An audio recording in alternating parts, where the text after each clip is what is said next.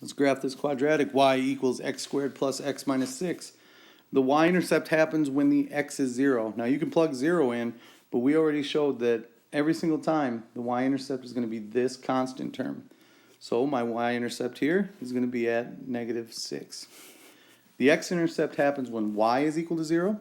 So we're going to let x squared plus x minus 6 equal 0. And we factor it into x plus 3 and x minus 2. That'll give us our two x-intercepts happening when x is negative 3 and when x is positive 2. Now we can go ahead and plot these right away. Our y-intercept being at negative 6. 1, 2, 3, 4, 5, 6. And our x-intercepts at negative 3 and positive 2. So here's 1, 2, and negative 1, 2, 3. Don't think that you're done. We also have to deal with the vertex. That's going to be the point where the parabola turns around. So to find the vertex, we look for the x-coordinate. That will happen when x is negative b over 2a. b is 1, a is 1, so that'll be at negative 1/2.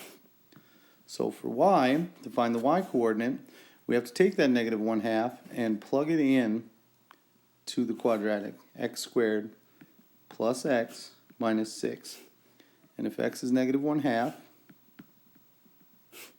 we'll end up with positive 1/4 minus 1/2 minus 6, which ends up being negative 6 1/4.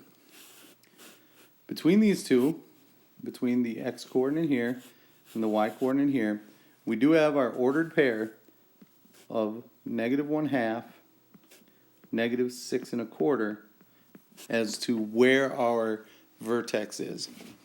So we have to plot that, go back 1/2 and down 6 1/4, and it's going to be very close to where the y-intercept was. But that's enough to come up with a good graph right there. I am going to want you to label the axis of symmetry, and the axis of symmetry is the vertical line passing through the vertex. And in this case, our vertical line is not on the x-axis. Instead, it goes through the line y equals negative 1/2.